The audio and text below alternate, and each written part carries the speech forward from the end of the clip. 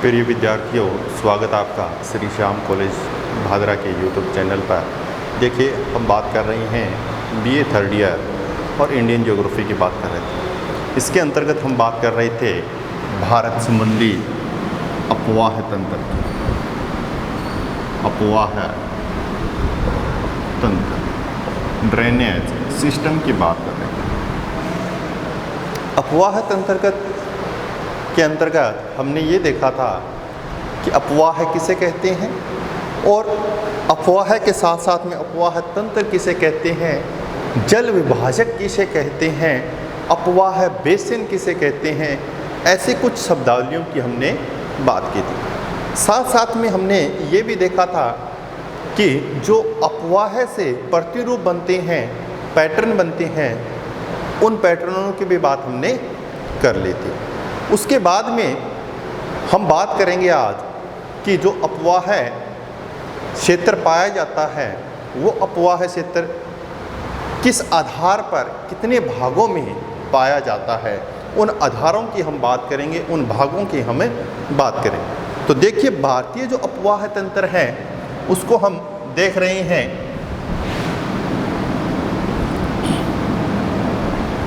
समुद्र जल विसर्जन के आधार पर।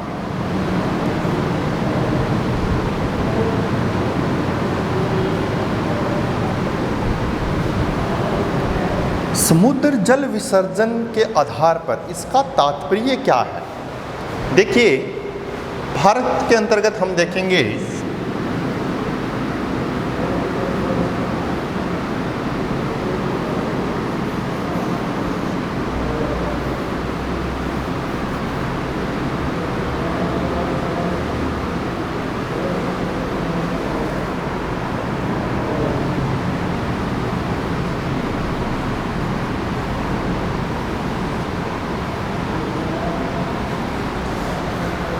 हम देखेंगे कि यहाँ पर हमें एक जलीय क्षेत्र नज़र आ रहा है, अरब सागर, और यहाँ पर हमें बंगाल की खाड़ी।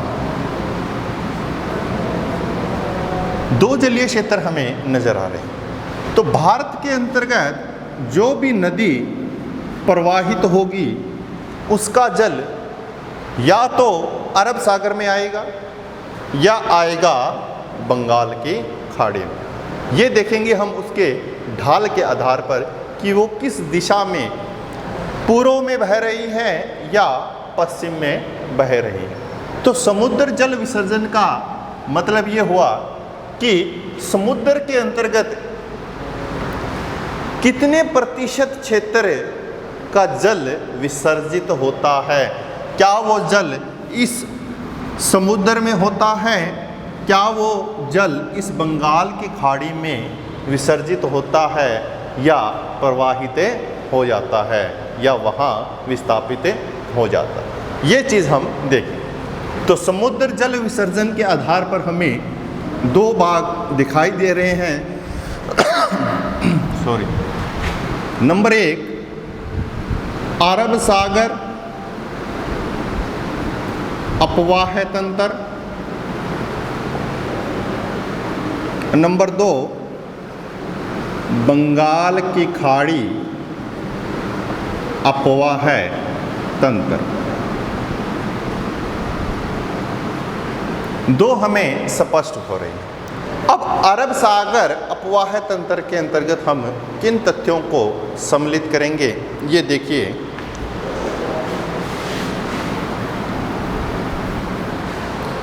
देखिए, एक नदी की हम बात करेंगे आगे चलकर।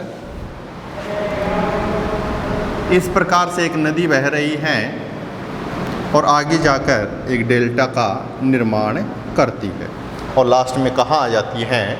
अरब सागर में आ जाती है। दूसरी की हम बात करते हैं, ये नदी यहाँ पर विस्थापित हो जाती है। इसी के समांतर एक नदी और है। तो कुल 3 नदियाँ हमें दिखाई दी है। ऊपरी जो नदी हैं उसकी हम बात करेंगे, कौन सी नदी? सिंधु नदी। और नीचे दो समांतर नदियां हैं, उसकी हम बात करते हैं। एक नर्मदा है और दूसरी है ताप्ती। कौन सी नदी है? ताप्ती नदी। तो कुल 3 नदियों की हमने बात की जो कहाँ विसर्जित हो रही हैं? अरब सागर में विसर्जित हो रही हैं। सिंधु नदी, नर्मदा नदी और ताप्ती नदी। इन 3 नदियों का जल कहाँ आता है? नर्मदा, ताप्ती और सिंधु नदी अरब सागर में विस्थापित होता है। अब हम देखेंगे बंगाल की खाड़ी में कौन कौन सी नदियाँ विसर्जित होती हैं। देखिए, भारत के आंतरिक भाग से एक नदी आती हैं जो बहुत महत्वपूर्ण नदी है।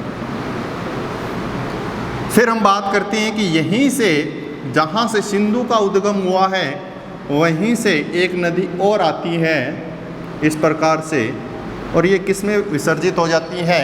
ये मिल जाती हैं एक जो दूसरी नदी है। ये जो नदी है ये गंगा है, और ये जो नदी है ये है ब्रह्मपुत्र। ये गंगा ब्रह्मपुत्र मिल जाती हैं और बाद में एक बड़े डेल्टा का निर्माण करती है। और इसका जल कहाँ आ रहा है? बंगाल की खाड़ी में। चलिए आगे देखते हैं। यहाँ से एक नदी और निकलती हैं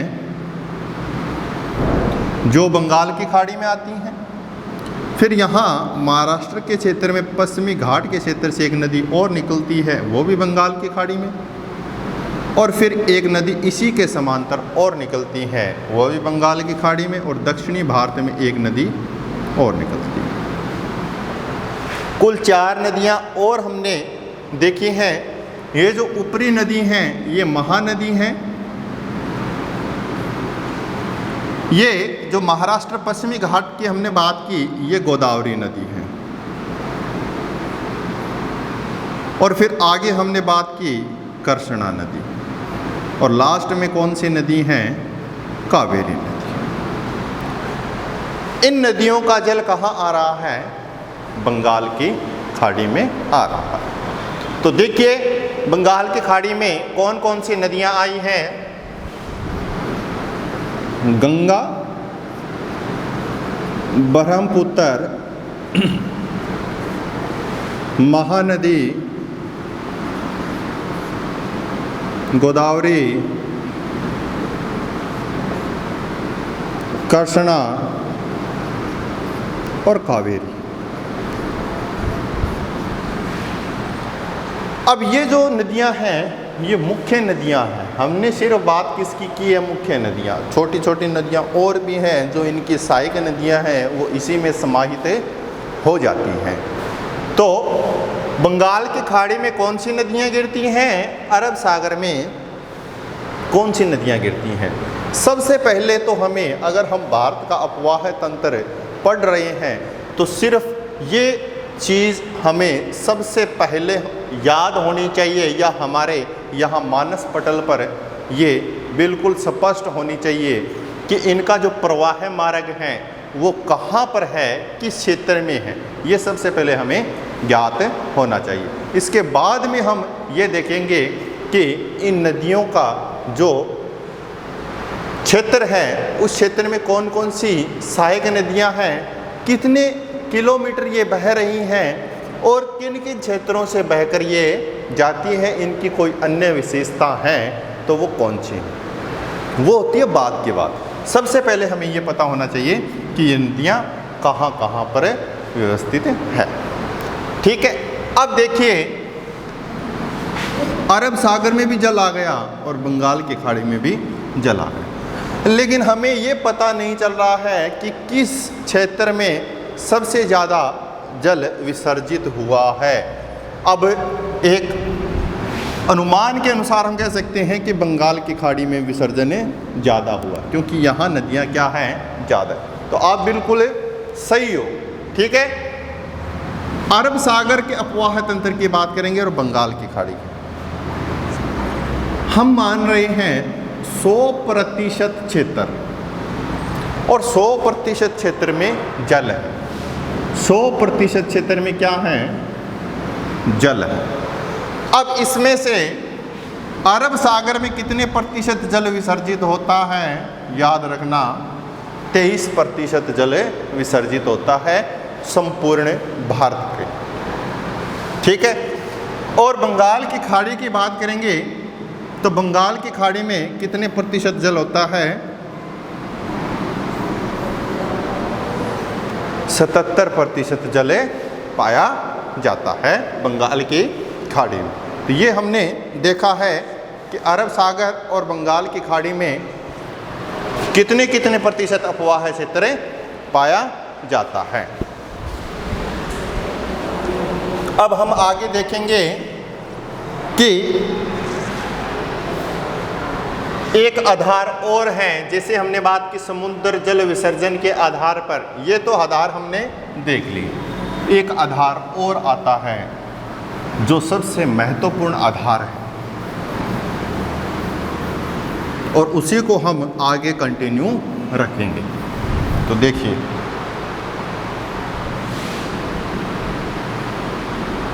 उद्गम, प्रकृति और विशेषता।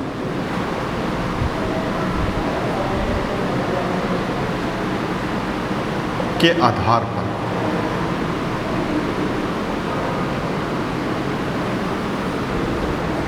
उद्गम, प्रकृति और विशेषता के आधार पर भारतीय अपवाह तंत्र को देखेंगे। वो हमने देखा था समुद्र जल विसर्जन के आधार पर। बात इन्हीं नदियों की करनी है,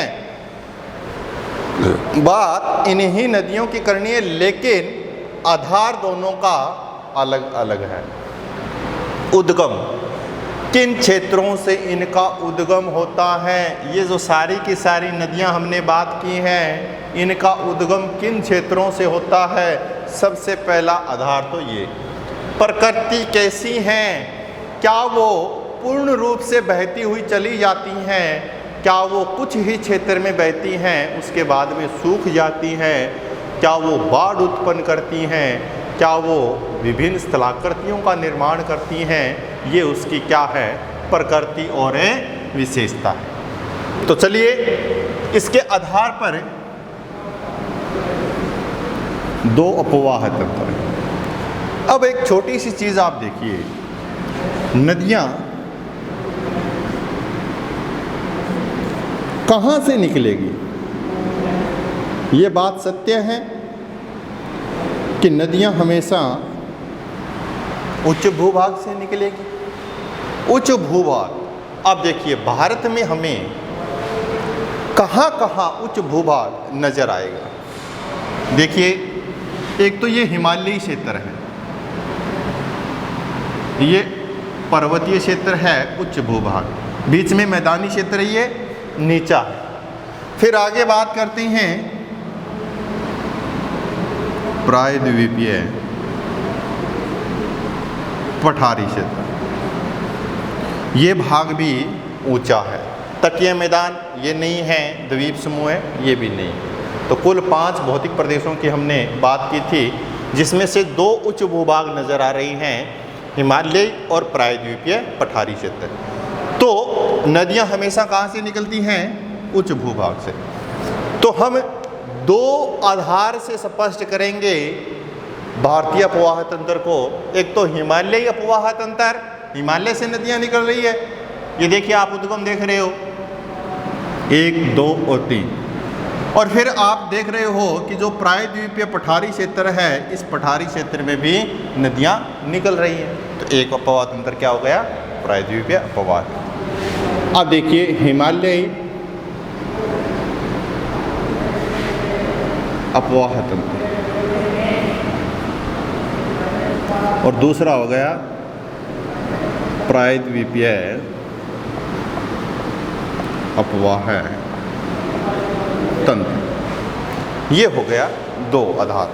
ठीक है।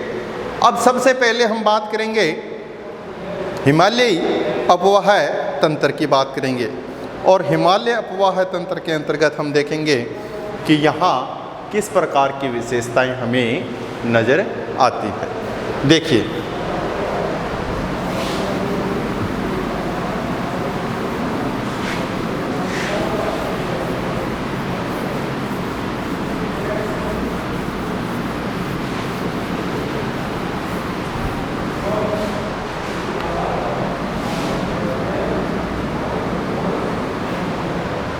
हिमालयी अफवाह तंत्र की हम बात करते हैं तो एक पर्वतीय क्षेत्र है।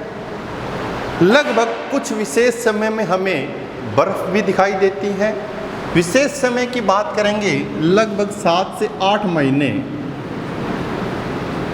क्या दिखाई देती है? बर्फ़। कहाँ? हिमालयी क्षेत्र, उच्च क्षेत्रों की हम बात करेंगे। दूसरी हम बात करते हैं कि ये कैसा क्षेत्र है? पर्वतीय क्षेत्र है और पर्वतीय क्षेत्र काफ़ी ऊंचा होता है। तीसरी हम बात करते हैं कुछ विशेष समय में क्या होती है? यहाँ पर वर्षा भी होती है। तो ये सारे के सारे हम तथ्य देखेंगे तो हमें एक चीज़ स्पष्ट हो रही है कि जो जल है, जल का जो स्वरूप है वो किस समय दिखाई दे रहा है? पूरे वर्ष भर दिखाई दे रहा है जल का स्वरूप, चाहे तो वो बर्फ़ के रूप में है, चाहे वो वर्षा के रूप में। दूसरा हमें दिखाई दे रहा है इसका ढाल कैसा है? पर्वतीय है। तो हिमालयी अफवाह क्षेत्रों की एक विशेषता है कि यहाँ से जो नदियाँ निकलती हैं हिमालय से, वो नदियाँ हमेशा बारहमासी होती हैं। क्या होती हैं? बारहमासी। मतलब ऐसा कोई समय नहीं है कि जिस समय में नदी में जल नहीं मिलेगा या नदियाँ नहीं निकलेगी। पूरे बारहमासी होती हैं, वर्ष भर ये नदियाँ बहती हुई चली जाती हैं, क्योंकि लगातार क्या होता है? बर्फ़ पिघलती रहती है, जिसके कारण जल का स्वरूप बदल जाता है। ये बर्फ़ का स्वरूप क्या होगा? धीरे धीरे किस में परिवर्तित होगा? जल में होगा। और वो जल जब पर्वतीय क्षेत्रों से निकलता है और ढाल होने के कारण वो जल अपनी गहराई बना लेता है और वो किसका स्वरूप दिखाई देता है आपको? नदियों का स्वरूप दिखाई देता है। तो सबसे महत्वपूर्ण विशेषता है कि इनकी नदियाँ क्या होती हैं? बारहमासी होती हैं। और दूसरे हमने देखा कि पर्वतीय क्षेत्रों में ढाल होता है तो किसका निर्माण करती है? खड्डों का। बड़े बड़े खड्डे होते हैं तो महाखड्डों का निर्माण होता है, जिसको क्या बोलते हैं? गोर्ज बोलते हैं। जब पर्वतीय क्षेत्रों में निकलती हैं, ढाल अधिक होता है तो बड़े बड़े खड्डों का निर्माण होता है। जैसे ही ये नदियाँ मैदानी क्षेत्रों में प्रवेश करती हैं तो धीरे धीरे क्या है?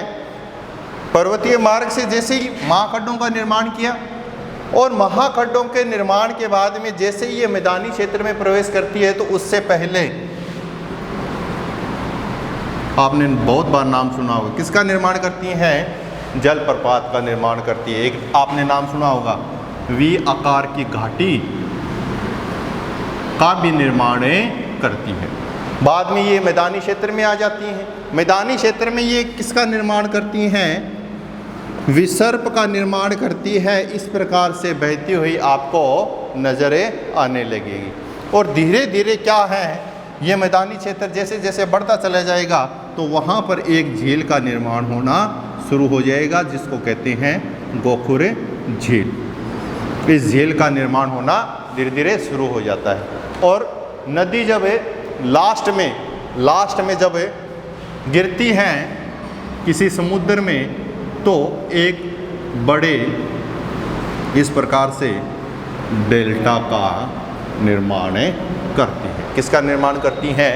डेल्टा का निर्माण करती हैं। तो इस प्रकार से हमने देखा। प्रकृति की बात करेंगे तो हिमालयी क्षेत्रों में जो नदियां हैं वो कई बार बाढ़ उत्पन्न कर देती है। और बाढ़ क्यों उत्पन्न कर देती हैं?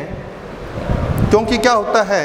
जल की मात्रा अधिक होती है और साथ साथ में ढाल भी अधिक होता है। जैसे ही मैदानी क्षेत्र मिलेगा वो जल फ्लो के कारण, प्रवाह के कारण विस्तृत क्षेत्र में चला जाता है, जिसके कारण हमें क्या नज़र आती है? बाढ़ जैसी समस्याएं उत्पन्न होनी शुरू हो जाती हैं। तो इस प्रकार से हिमालयी अफवाह तंत्र की कुछ विशेषताओं की हमने बात की। और इसके अंतर्गत जो नदियां हैं वो नदियां कौन कौन सी हैं हिमालयी अफवाह तंत्र में, जिसका हमें अध्ययन करना है। हिमालयी अफवाह तंत्र के अंतर्गत एक तो सिंधु नदी है, दूसरी गंगा नदी है और तीसरी है ब्रह्मपुत्र नदी। इन 3 नदियों की बात हम करेंगे हिमालयी अपवाह तंत्र के अंतर्गत, और जो शेष नदियां हैं उसकी हम बात करेंगे प्रायद्वीपीय अपवाह तंत्र के अंतर्गत। तो आज के लिए इतना ही, बाकी हम नेक्स्ट क्लास में चर्चा करेंगे कि सिंधु में कौन कौन सी सहायक नदियां हैं, कहाँ से वो बहती हैं, कहाँ से उसका उद्गम होता है, कहाँ पर वो विसर्जित होती हैं। ये सारी की सारी बातें हम नेक्स्ट क्लास में करेंगे। Thank you very much.